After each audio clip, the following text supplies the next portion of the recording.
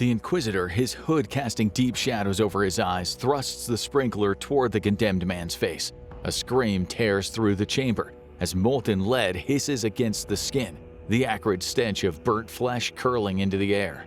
The Inquisitor doesn't flinch. Instead, he readies the sprinkler, molten droplets spattering onto the stone floor. He's not going to stop until the man admits he is guilty. He wants a confession.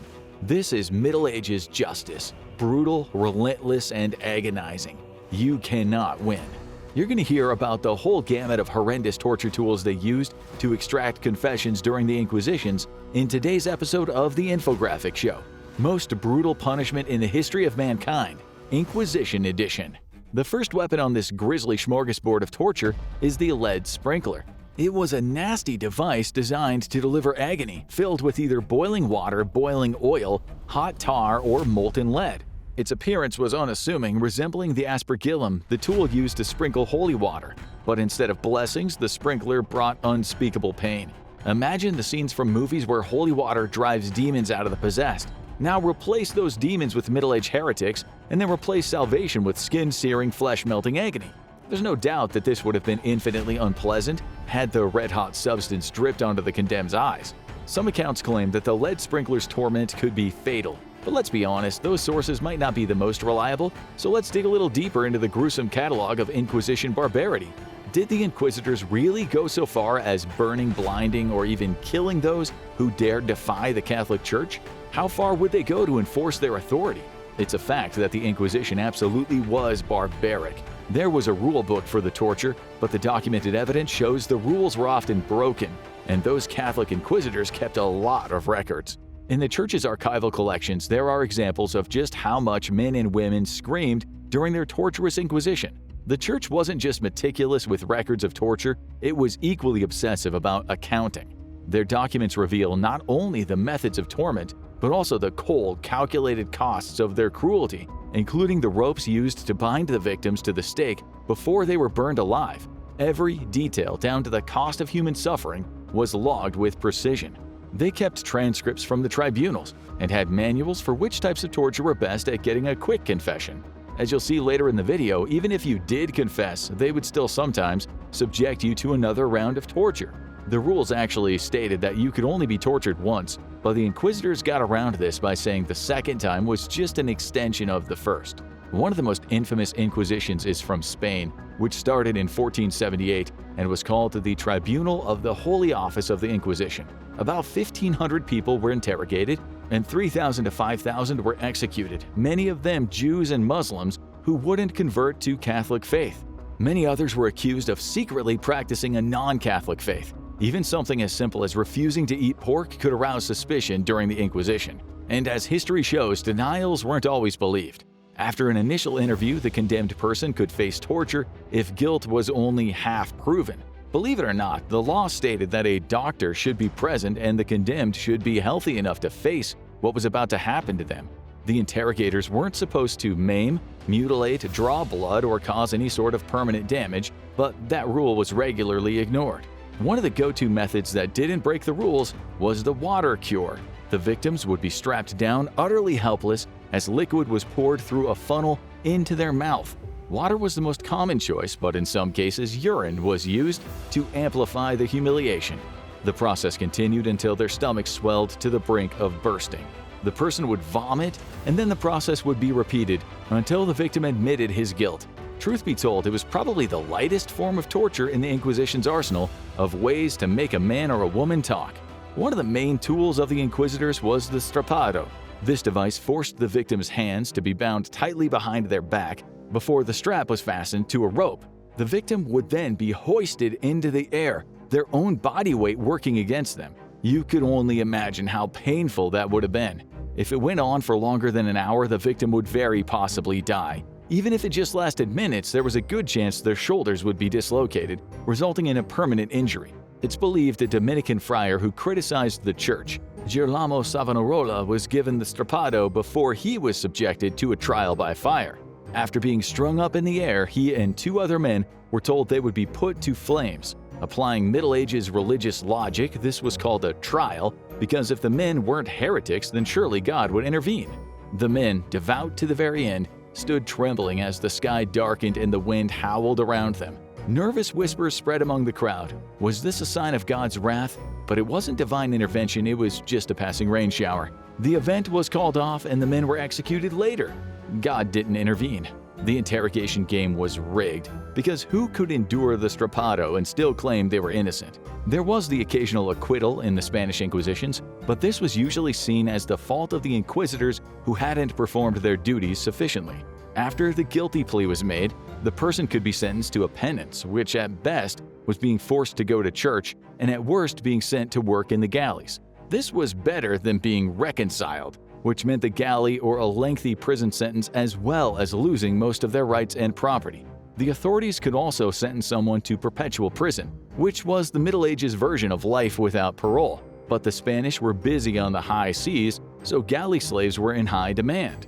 Another favorite torture of the Spanish inquisitors was foot roasting, which again more or less helped an inquisitor achieve a 100% confession rate. The records show the victim would usually have his or her feet slathered in lard or oil, not as a soothing balm, but as a preparation for what was to come. Strapped to a table or bound to a chair, their feet were positioned over a flickering flame. At first, the inquisitors might start gently, letting the flames lick at the tips of their toes, hoping for a quick confession. But if the accused resisted, the fire's intensity would be increased, and the inquisitor would blow on the coals, roasting their flesh until the once healthy feet became unrecognizable. After that, the man would confess and start giving names. Over in France, they had a special chair with a tray at the bottom that could be filled with coals. History shows us that the French liked their foot roasting. In the early 1300s, King Philip IV unleashed his vengeance on the Knights Templar, ordering their arrest and subjecting many to the gruesome foot roasting treatment. It was said to have been so painful, it drove some of the men insane. They were innocent, yet after a session in the torture chamber, they admitted to worshiping false idols and denying the Christian God. They even admitted to having intimate relationships with each other instead of doing their job, which should have been fighting Muslims in the Crusades. The truth was they had too much power, too much glory, and too much gold, and King Philip didn't like being in debt to them. Dozens were burned at the stake in France, but over in England, where the authorities had some of the knights in chains, confessions weren't being made. It seems the English were reluctant to use torture, so the Pope put pressure on them to do justice the French way. This led to more confessions and executions, although some of the knights survived. If there was a torture you'd have opted for in Middle Ages Europe, it would have been the goat's tongue. This was definitely preferable to the strappado or foot roasting. According to two Italian writers in the 16th century, the condemned had his feet licked by a goat. He'd be fastened in the stocks and his feet doused in delicious salt water, and then a goat licked the skin from them. Now that sounds utterly ridiculous, and given there's so little evidence, it might not have happened. Unlike the dreaded rack, the rack was an Inquisition favorite, something we can be sure of because there was so much documented evidence. The Inquisitors stretched a lot of people on the rack, which in Spanish they called el potro. There was another very similar torture known as mancuerda. Both devices relied on systems of ropes to stretch and torment the human body, but their designs and their agonies were distinct. El potro used boards, pulleys, and rollers to methodically pull limbs apart, focusing on dislocating joints with precision. The mancuerda, however, operated like a nightmarish game of rope-based twister, where a wheel tightened the ropes coiled around the victim's body. The device wasn't content with simple dislocations. It was designed to rip flesh and muscles apart, delivering unbearable pain with every turn of the wheel. Let's now look at some documented evidence of this perennial brutality. A man named Antonio Lopez was subjected to 3 hours of the rack in Valladolid in 1648. The unfortunate Antonio was scheduled for round 2, and rather than go through that again, he tried to strangle himself in his cell. Yes, being stretched really was that bad.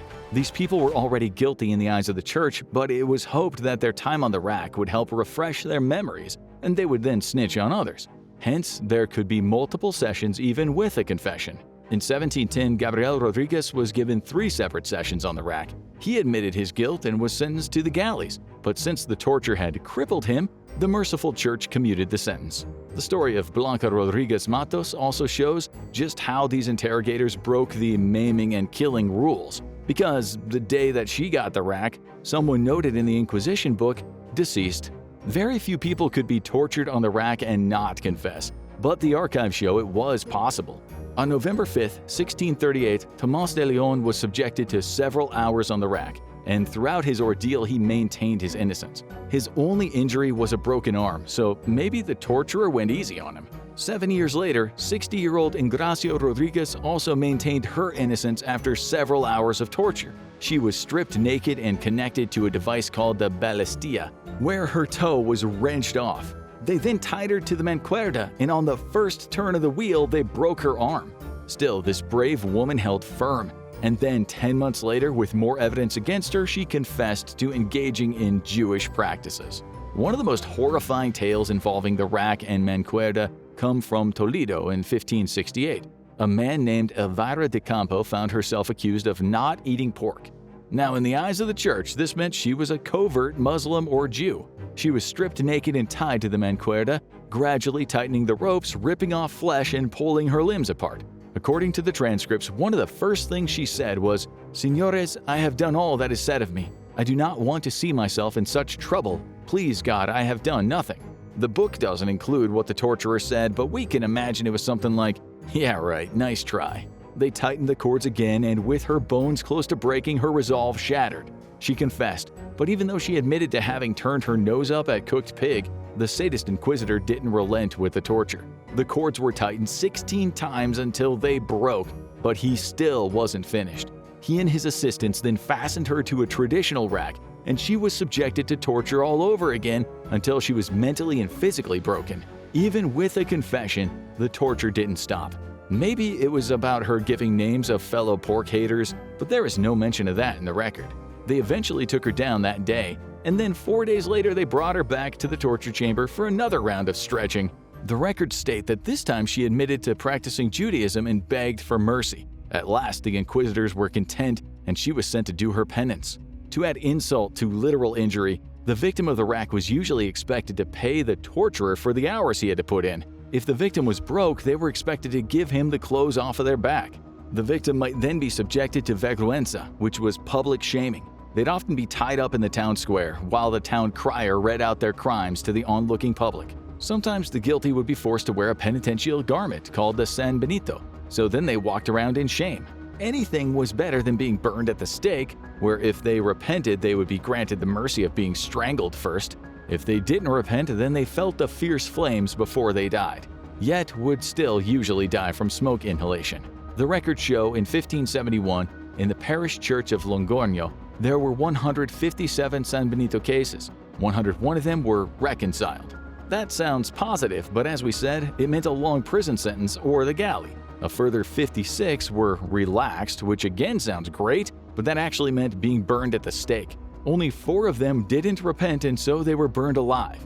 As for why it was the term relaxed, well, that was because the church couldn't by law carry out a death sentence, so the condemned was relaxed or handed over to secular authorities.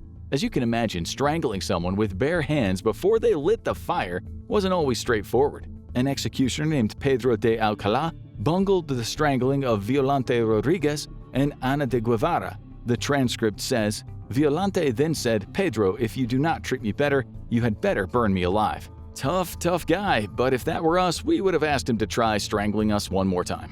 So now that you heard these recorded tales of torture during the Inquisition, it's not hard to believe that the lead sprinkler was used and in some cases could lead to death. But let's now move away from Spain and see what happened to people all over Europe who were accused of being witches. They too faced the inquisitors, and just like in Spain, the interrogations were brutal. One of the torturer's tools was the breast ripper. This was a claw designed to tear a woman's chest from her body, although it seems not just for witchcraft and heresy, but also for adultery. Like the lead sprinkler, there aren't too many recorded cases of it, but if we go back to the year 251, we can see that this happened to the martyr Agatha of Sicily. She's now the patron saint of breast cancer patients.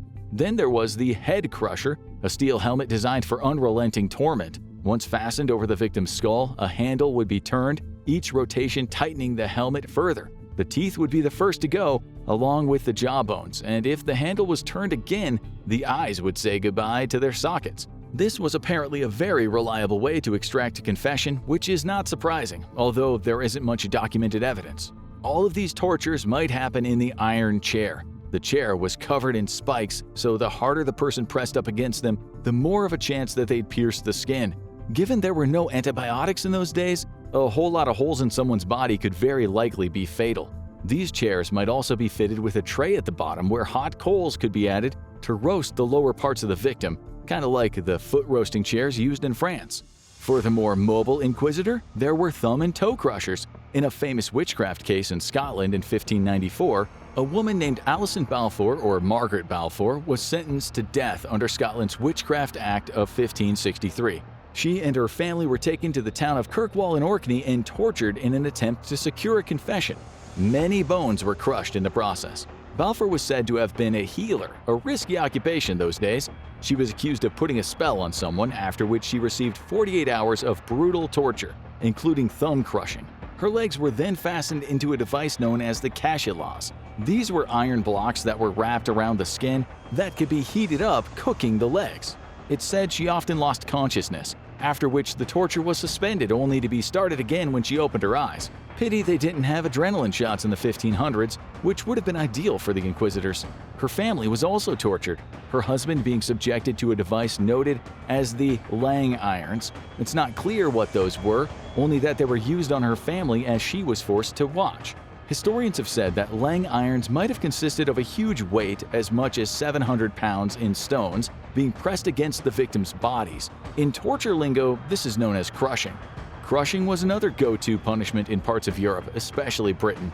The more weight that was piled on, the more the bones would break, and once the ribcage was shattered, the major organs started to fail.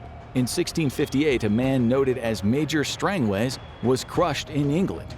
The records show that the crowd and the executioner helped put him out of his misery by jumping on the boards. His ordeal was said to have been a dreadful sufferance and a horrid spectacle. Crushing could go on for days.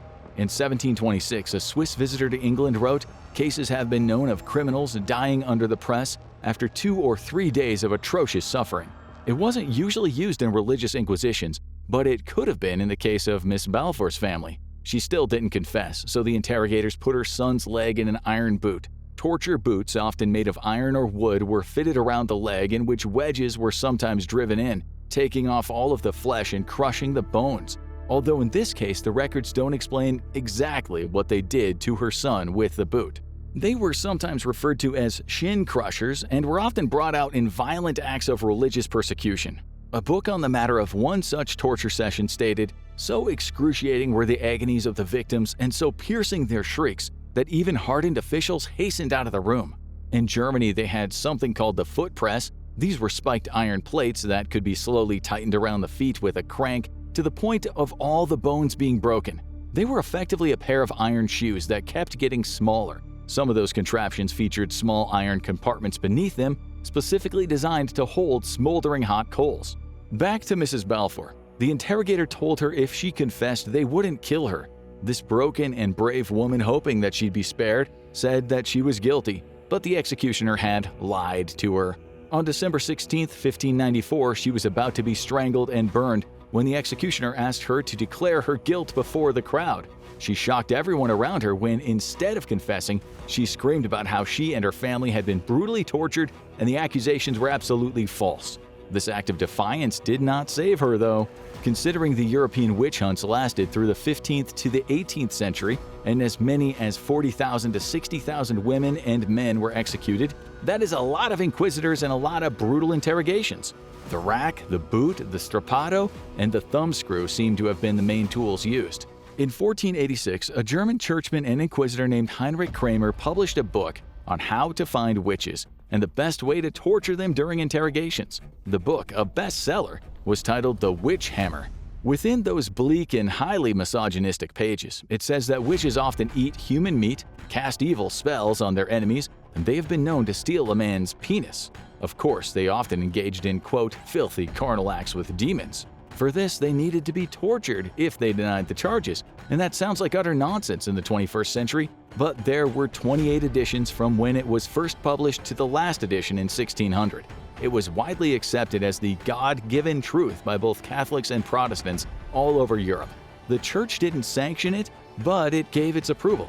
Before the tools of torment were even brought out, the accused women were stripped naked and had their heads shaved clean.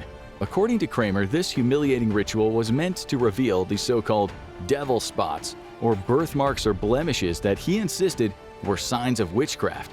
Of course, in these irrational and paranoid times, any mark could seal your fate. Kramer went even further, claiming that if a woman endured the torture without screaming, it was likely the devil himself silencing her. The implements used included many of the tools we talked about today. He mentioned the strapado by name. If they confessed, they would again be asked, not under torture, and if they recanted, the process started again. You could not win.